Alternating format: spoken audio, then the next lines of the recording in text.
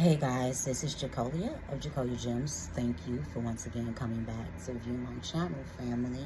For those of you whom are new here, welcome.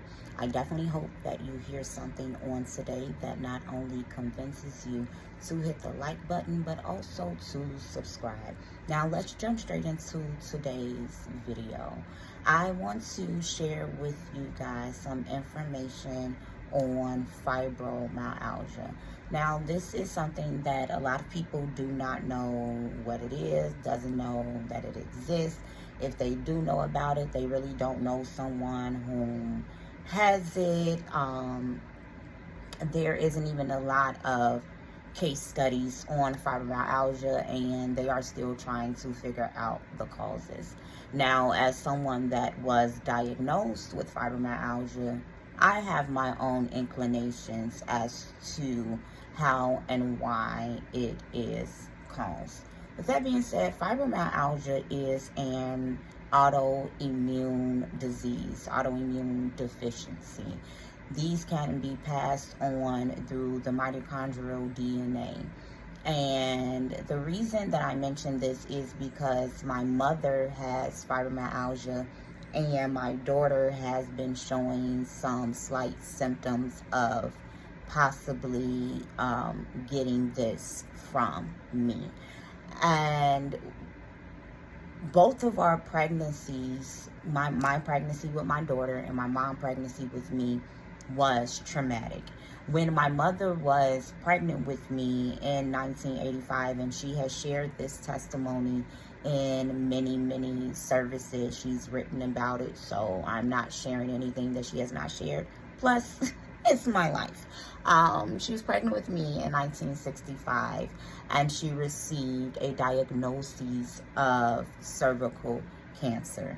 And even before this diagnosis, it was people who did not want my dad to marry my mother at all for their own reasons. My mom was a young single mom. She went through a lot of scrutiny throughout her courtship with him.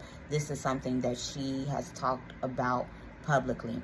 My parents actually ended up being the only couple that got married through that time who remained married. The church was very dominant in marriages and relationships back then, and at times it wasn't to the betterment, but the structure and the way that young men had to court the women and things like that, all of that. So there was trauma around that, because she was a member of the church that some people spoke against, and there was a lot of jealousy and things of that nature, because my dad is the creme de creme, and my mother, when my daddy married her, it was some men that started to, so the cervical cancer, the environment, the economic status. This is the 80s in Chicago, and just taking all of these things into account when it comes to the effect, because a lot of times we do not look at the effect, the environment effect on our womb, on our babies before they are born, forgetting that they can feel everything that you feel, and some things before you even feel it, because some things registers from within, and then the outward symptom and the outward element is what is indicative on the inside of us. So before the doctors ever knew my mother had cervical cancer, me resting in her womb, that thing had to have an effect on me. And I know placenta. However, do we not realize that the embryonic fluid and the umbilical cord and just all of these things which begins to incubate the fetus, begins to incubate the baby, has an effect on what the baby is now taking in. And also, when we begin to look in West African spirituality, and some people have taken some things and perverted them for New Age doctrine, and when we begin to talk about the thought of reincarnation, because I don't subscribe to reincarnation in the way that people begin to talk about it, I want to talk to you about reincarnation from a biblical and a Hebraic aspect and tie science into it. When we begin to look at the book of Genesis, it begins to talk about when Abram and Melchizedek had their breaking of bread and their wine between one another. This would be a drink offering to begin to make a covenant between kingdoms. And when drink offerings take place, is because we are making a covenant with the deity. And so when we begin to look, and it begins to say, I believe in the book of Hebrews, I could be wrong, that Abram was on the inside, that the future generations was on the inside of Abram in that moment. And so scientifically speaking, when my grandmother was pregnant with my mother, that egg that was going to create me was already there. When her mother was pregnant, do you guys understand what it is that I'm saying? And when I'm born, 74, and this is science, 74 generations, or it might be 78, generations of DNA lives on the inside of us, you guys. So not only am I affected by what my mom's affected by, but I'm affected by what her mom was affected by, what her mom was affected by, and what her mom was affected by, and so on and so forth. And then my daughter, and if she has a daughter, or whatever egg she's carrying right now, excuse me, has already been affected. When I was pregnant with my daughter, I was young. I was so young. I was a baby. Had no business acting my trauma out in that way. Got pregnant with my daughter senior year of high school. One of the worst years of my life. Everything around me was going crazy. Men's school, going through what I was going through there.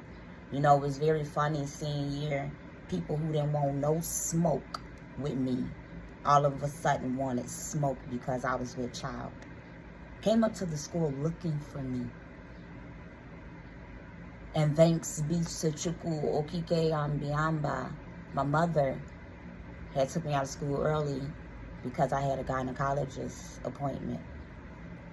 Because I could not do a jail sentence while I was pregnant.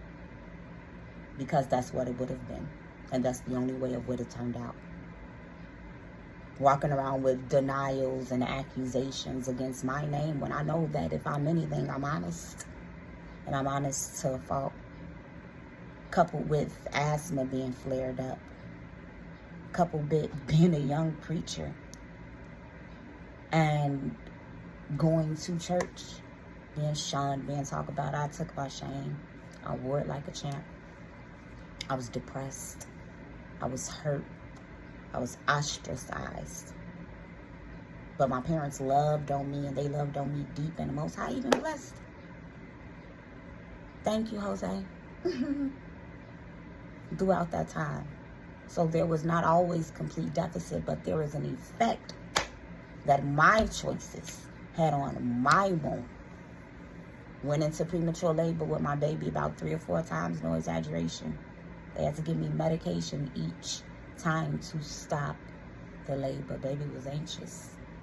So all of these things have an effect and an effect. So when I get diagnosed with fibromyalgia after being in some of the car accidents that my mom had, after being a young athlete, being a young dancer, after using my body in a very violent way, basically from 8th grade. I took a break freshman year. I didn't expect to go into high school and have any problems. My big brother from grammar school was a senior when I was a freshman, so, you know, I was good. He graduated, and baby, it got rough for them girls in there. And when you use your body in a way that your body is not supposed to be used in at such a young age, it has an effect. From being thrown down attic stairs, from just body trauma. This is just the physical side. We're not even taking into consideration the sexual assaults and the emotional assaults that me and my mother have went through. And so when scientists say they don't understand the causes of fibromyalgia is trapped energy, it's trapped pain, it's trapped trauma that has gotten a hold to the nervous system. And you guys see my neck. And this is transparency so I can help somebody, because I know a few women, black women in particular, with fibromyalgia. If you see my neck, you see I'm nice and slender right here.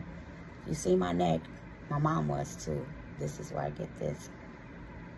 Right here hasn't gone down in years for my mom either. These are muscle spasms. This is constant. This doesn't, it doesn't go away. It actually gets worse in extreme temperatures, during stress. I don't like to yell. I don't like to get upset. It can be the smallest thing that can trigger fibromyalgia flare-up. It literally feels like fire shut up in your bones at times. Fibromyalgia diagnosis takes for you to have, I believe, 7 pressure points. And someone with fibromyalgia, you can rub the weirdest spot on them and feel a muscle spasm. And sometimes until the masseuse get in there, you don't even know that it's there. You just know that you're hurting. Fibromyalgia can cause tingling of the fingers, tingling of the feet. It can cause lockjaw. Fibromyalgia comes with fatigue, insomnia, depression, anxiety. Fibromyalgia also comes with irritable bowel syndrome. That's an effect on the gut.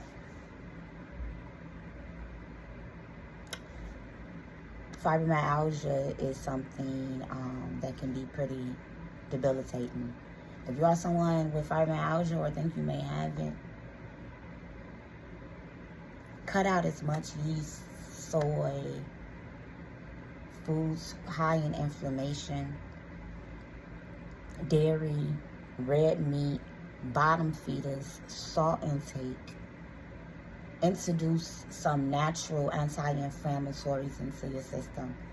Turmeric, ginger, rosemary, thyme. Get some tarragon. Calendula is good. Just introduce honey. Is amazing. Pineapple juice. Olive oil is amazing. Infuse it with some essential oils. Drink your teas. If you are not a cannabis smoker or a smoker, period, or if you're not a cannabis smoker, I'm going to tell you this. It will help your fibromyalgia extremely. Your fatigue, your anxiety, your depression, your nerve pain, and it'll take away some of the pain for the muscle spasm. It won't take all of it. I ain't gonna lie to you like that. It'll help you sleep. Because there are cannabinoid receptors in our body that reacts to the cannabinoids inside of the cannabis plant. The cannabis plant is not only a plant, it's an herb, a fruit, and a flower. It is medicine and an elixir. And you don't have to smoke it. You can make a tincture and put it in your drinks. Put it under your tongue. It's going to burn if you do that. infuse honey, infuse coconut oil, infuse it topically. You can eat it, put it in your seasonings. Look in your kitchen cabinet and start using those things in your teas. Physician, heal thyself.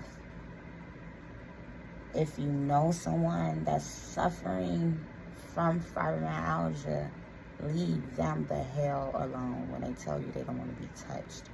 They don't want to be bothered. They are tired. They can't. Too many years did I see my mother have to over-explain to people why she couldn't and why she wouldn't. Too many years have I lacked boundaries and felt obligated to still get up and rip and run when I knew that my body was telling me to do anything but.